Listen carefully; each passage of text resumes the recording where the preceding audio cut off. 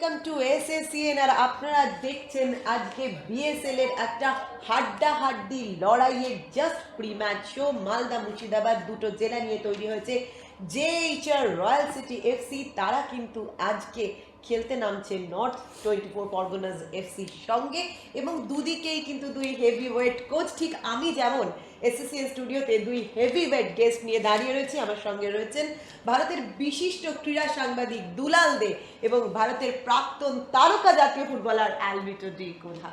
এবং আমি জানতে চাই যে আজকের এই হাড্ডাহাড্ডি লড়াইয়ে সৈয়দ রমন এবং গৌতম ঘোষ কে কোনজন বাজিমাত করার সম্ভাবনা বেশি? দেখো, দুজন কোচ সত্যি ভালো, একদিকে গৌতম ঘোষ একদম সৈয়দ রহমান, সব কোচের দিকে পাল্লা সমান। এবং দুই কোচকেই আপনি হাতের তালুর মতো চেনেন। ডেফিনেটলি গৌতম ঘোষ বেঙ্গল নিয়ে ইন্ডিয়া কোচিং করেছে, সৈয়দ রহমান কলকাতা লিগে যথেষ্ট ভালো কোচিং করেছে, বিভিন্ন ক্লাব মোহামেডান করেছে, ভবানীপুর করেছে। যদি টিমের দিক দিয়ে ধরি, আমার এই যে মালদা মুর্শিদাবাদ একটু এগিয়ে রয়েছে, এটা আমার একটু বিস্ময়ের। আমি ভেবেছিলাম যে প্রথম থেকে লিড নেবে নর্থ 24, কারণ এত ফুটবলার নর্থ 24 থেকে এখন আসে, এবং তাদের কোচ গৌতম ঘোষ, সঙ্গে রয়েছে আবার লালকমল ভৌমিক। তো বাট খেলার রেজাল্ট তো বলা যায় না। ওরা 11 পয়েন্ট, ওদের 13 point, 14 point, 3 point difference. But আমি বলছি এই ম্যাচটা দিয়ে কিন্তু ঘুরতে পারে নর্থ 24, কারণ এইটা এত বড় ম্যাচ। তো ওরা যদি মালদা মুর্শিদাবাদকে হারিয়ে দেয়, ওদেরকে ধরা কিন্তু মুশকিল হয় বলবো। গ্রেট। কিন্তু আমি অ্যালভিটো একটা কথা জিজ্ঞেস করব, দুলালের কথার সূত্র ধরে আমি আসি যে একটা সময় কিন্তু এই নর্থ 24 পরগনাকে, স্পেশালি আমরা কলকাতা লিগেও দেখেছি, বলা হতো যে বাংলার ফুটবলের সাপ্লাই লাইন। পরে যখন এখান থেকে ন্যাশনাল টিমেও গেল, তখন বলা হচ্ছিল যে ভারতীয় ফুটবলেরও সাপ্লাই লাইন হয়ে উঠতে পারে এই নর্থ 24 পরগনার জেলাটা। কিন্তু বিএসএল একটা নতুন প্ল্যাটফর্ম খুলে দিয়েছে।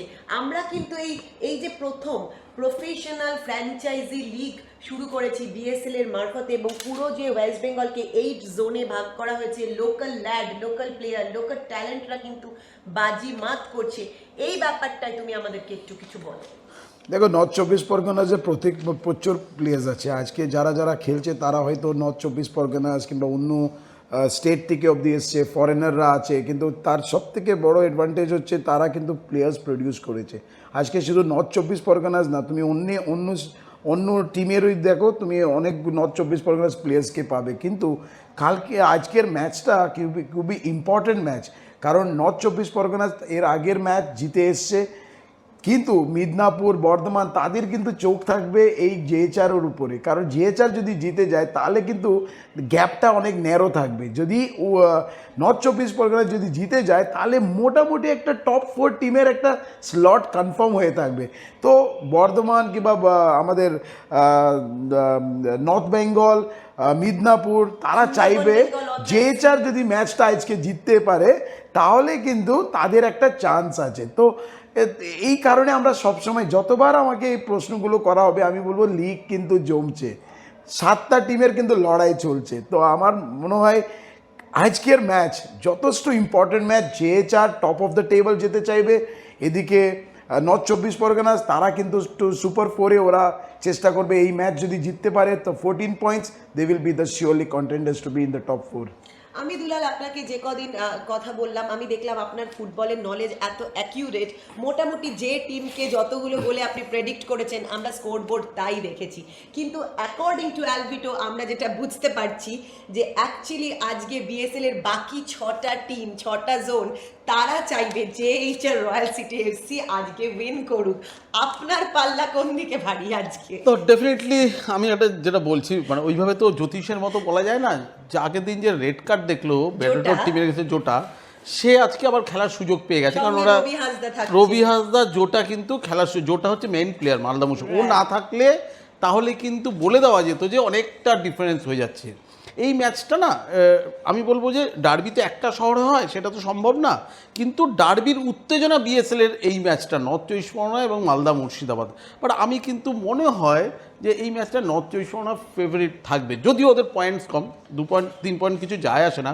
আমার ধারণা নর্থ 24 পরগনা ফেভারিট, কারণ ওরা বারবার পিছিয়ে থাকবে। পিছিয়ে থাকা যারা থাকে তারা অনেক বেশি ভয়ঙ্কর থাকে, এবং নর্থ 24 পরগনা যেহেতু এই তারক হেমব্রমের মতো এত প্লেয়াররা রয়েছে, এবং এত রয়েছে অভিজ্ঞ তন্ময় আছে, তন্ময়ের মতো ভালো প্লেয়ার রয়েছে মিডফিল্ডে। সো আমার মনে হয় নর্থ 24 পরগনা মিস করবে না, এখান থেকে কিন্তু বের করে নেবে ম্যাচটা, আমার মনে হয়। আচ্ছা, তো আজকে অ্যালভিটো, যদি আমি বিএসএল এর বাকি 6টা টিম ছাড়া ভাবি, অ্যালভিটো কি চাইছে আজকে, কি হোক বা কি হতে পারে?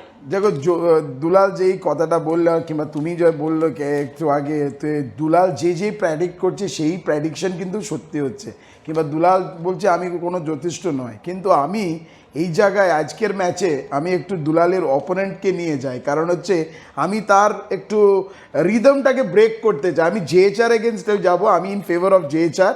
সেটা nothing to do with the BSL definitely let the best team win, কিন্তু আজকের ম্যাচে আমি চাইবো যদি জেএচআর জিতে যায় তাহলে কিন্তু বাকিগুলো টিম তারা সবাই ভাববে আমাদেরই একটা চান্স আছে। তো আমি সেই অ্যাঙ্গেল থেকে আমি চাইবো যদি জেএচআর জিততে যাবে পারে তাহলে কিন্তু league is still wide open. কারণ হচ্ছে যদি আমাদের নর্থ 24 পরগনা যদি 3 পয়েন্ট পায় তাহলে বাকিগুলো টিম তাদের মধ্যে গ্যাপটা অনেক ডিফারেন্স হয়ে যাবে, ম্যাচ কমছে, এটা আমাদেরকে মাথায় রাখতে হবে। যত কিন্তু ম্যাচ ওরা 8টা ম্যাচ খেললে তার মানে 6টা ম্যাচ বাকি থাকছে। তো আমার সেই অ্যাঙ্গেলে আমি আজকে দুলালের সাথে আমি একটু বাজিয়ে করবো কি আমি জেএচআর এগেন্সে যাবো, ও নর্থ 24 পরগনা। যদি সেটা বিএসএল এর ভালোর জন্য হয় তাহলে যেন ভগবান আলভিটোর কথাই যেন সত্যি হয়। আজকে কোন প্লেয়ারদের দিকে আমরা চোখ রাখবো? দেখো আমি 11 জনের টিম হলে তবেই বলি যে এটা ভালো টিম, তবু তার মধ্যে তো 2-1 একটু নজর রাখতে হয়। আমার মনে হয় মিডফিল্ডে তন্ময় ঘোষের দিকে কিন্তু নজর রাখতে হয়। তারপরে তারক হেমব্রম আছে, কুন্তল পাখিরা আছে, মোহন সরকার আছে, all are very mature player for BSL এর। এদেরকে না মানে কোনো খামতি দেওয়ার জায়গা নেই। আমার মনে হয় যে আলভিটো যতই উল্টো দিকে থাকুক আজকে নর্থ 24 আজকে ম্যাচ বার করে নেবে। আচ্ছা, অ্যালভিটো ডি কুনা আরেকজন সাপোর্টার জেএইচআর রয়্যাল সিটি এফসি, আপনার মতে আজকে কি প্লেয়ার্স কারা জেএইচআর? আমার জন্যে আজকে ভালো একটা খবর, সেটা হচ্ছে জোটা ইজ ব্যাক। জোটাকে আমরা পেয়ে গেছে, তার মানে জোটা আছে, Ravi Hansda one of the highest goal scorer সেই আছে, তারপরে ডিফেন্সে কোলাবালির মতন একজন defender least number of goals concede করেছে, আমির টুডু আছে। তো ডেফিনেটলি এরাই শুধু না, দুলাল যেটা বলছে football is a team game, আমি হয়তো 4 জনের প্লেয়ারের নাম বললাম কিন্তু বাকি যারা আছে তারা সবাই কিন্তু অ্যাজ এ টিম গেম খেলে, এই কারণে কিন্তু আমি জেএচআরকে একটু এগিয়ে রাখবো। আপনারা কিন্তু কমেন্টে প্রেডিকশন দিতে থাকুন, দেখবো কারা জেতে, জেএইচআর রয়্যাল সিটি এফসি না নর্থ 24 পরগনাস এফসি, ডিসিশন আপনাদের।